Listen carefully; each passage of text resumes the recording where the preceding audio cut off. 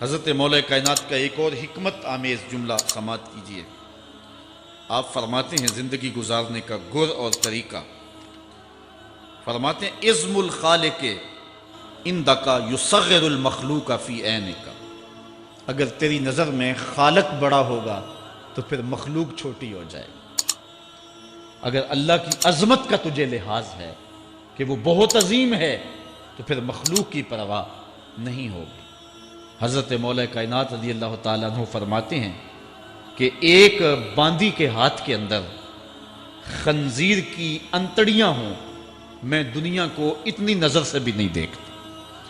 تو یہ انسان اللہ کی عظمتوں کا اور اللہ کی شانوں کا جب لحاظ اسے ہوتا ہے تو پھر دنیا اس کی نظر میں جو ہے وہ کوئی قدر و قیمت نہیں رکھتی۔ ایک روایت میں آتا ہے جس کو اللہ نے قرآن دیا اور اس نے دنیا داروں کو دیکھا رشک کی نظر سے کہ ان کو دولت دی گئی، ان کو فلاں دیا گیا، میں تو بہت پیچھے رہ گیا۔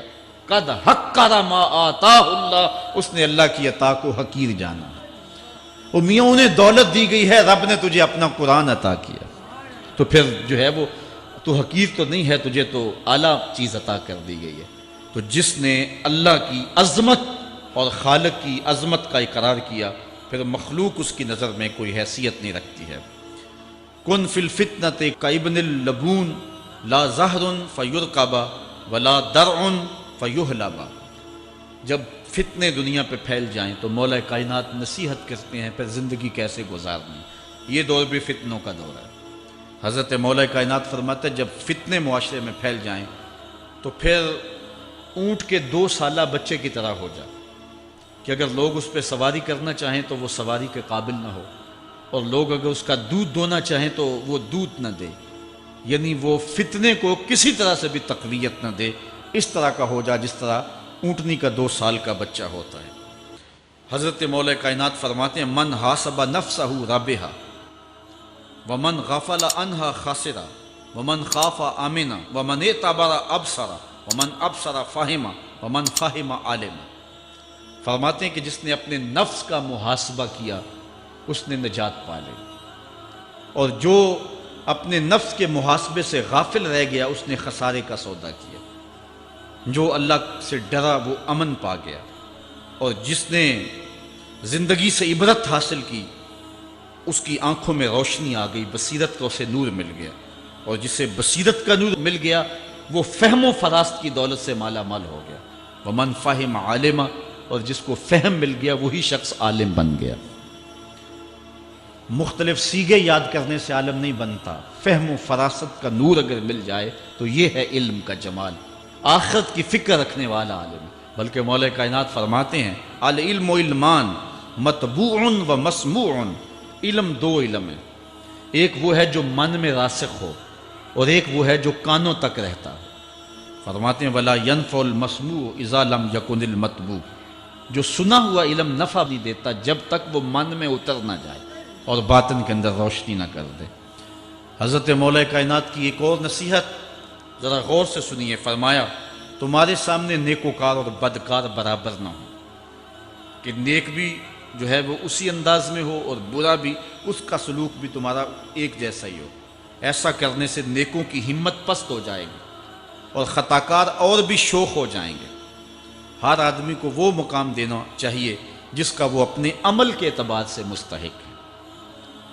اصل خرابی ہوئی تب ہے ہمارے آراس میں، ہماری محافل نعت میں، ہماری مجالس میں وہ لوگ مہمان خصوصی بنے جن کے پاس دولت زیادہ تھی، چاہے کردار کے لحاظ سے وہ کتنے ہی پست کیوں نہ ہو، اور جن کے پاس دولت نہیں ہے چاہے وہ کردار کے اعتبار سے جتنے مرضی بلند کیوں نہیں ہے، انہیں عزت کی مسند پہ نہیں بٹھایا گیا۔ میں نے اپنی ان آنکھوں سے گجرانوالہ کے ایک اسٹیج پہ دیکھا کہ ایک محفل نعت تھی اور ایک بوڑھا شخص سفید ریش، وہ اسٹیج پہ شوق میں کہ میں نعت خانوں کو قریب سے دیکھوں، وہ آ کے بیٹھ گیا، اور منتظمین نے جو ہے وہ سیکورٹی کو حکم دیا اس بابے کو اٹھاؤ اور اس کو جو ہے وہ نیچے کرو۔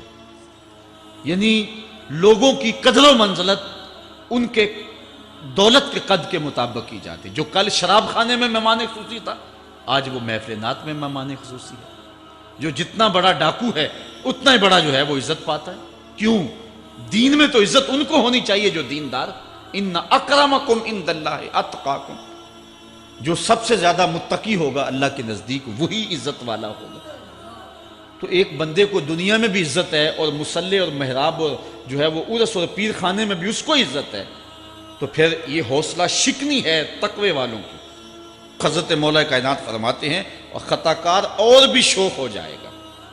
بلکہ ہم نے جو انداز اختیار کیا ہوا ہے، ایک شعر پڑھتے ہیں ہمارے نعت خواں کہ چلو دربار نبی میں چلیں، کھوٹے سکے بھی جہاں پہ چلتے ہیں، اور پھر جو ہے وہ سارے لوگ نوٹ پھینک رہے ہوتے ہیں، شرابی بھی نوٹ پھینک رہا ہے، جوا کھیلنے والا بھی پھینک رہا ہے، جس نے رشوت سے پیسے کمائے وہ بھی پھینک رہے ہیں اور خوش ہو رہے ہیں کہ کھوٹے سکے بھی وہاں چلتے ہیں۔ جبکہ ان اللہ طیب ولا یقبل الا الطیب، حدیث میں آتا ہے اللہ فرماتا ہے کہ اللہ طیب ہے اور پاکیزہ کے علاوہ قبول ہی نہیں کرتا۔ من غش فلیس منا، جو ملاوٹ کرے وہ ہم سے نہیں ہے۔ اور یہاں کھوٹے سکے بھی چلائے جا رہے ہیں، اور پھر جتنے بھی کھوٹے سکے ہیں وہ نوٹ پھینک رہے ہیں اور ایسے ایسے پھینک رہے ہیں اور خوش ہو رہے ہیں کہ یہ تو کچھ بھی نہیں ہے۔ حرام سے کمائے، حلال طریقے سے کمائے، جس طریقے سے کمائے کوئی فرق نہیں پڑتا۔ نہیں، حضرت مولا کائنات نے زندگی کے گر سکھائے، فرماتے ہیں کہ نیکوکار اور بدکار تمہاری نظروں میں برابر نہ ہو۔ ایسا کرنے سے نیکوں کی ہمت پست ہو جائے گی اور خطا کار اور بھی شوق اور گناہ میں دلیر ہو جائیں گے۔ ہر آدمی کو وہ مقام دو جو عمل کے اعتبار سے اس کا مقام بنتا ہے۔ لیکن اس دور کے اندر تو جو حال ہو گیا ہے، بلکہ حضرت مولا کائنات اس بات کو پہلے بھام کے ارشاد فرمایا، لوگوں کا عجیب حال ہے، بدکاری کو اعلیٰ نسب کا نشان سمجھتے ہیں اور پاک دامنی کو تعجب خیال کرتے ہیں، گویا اسلام کے لباس کو الٹا پہن لیا ہے لوگوں، جو رخ سیدھا ہونا چاہیے تھا اس کو الٹا کر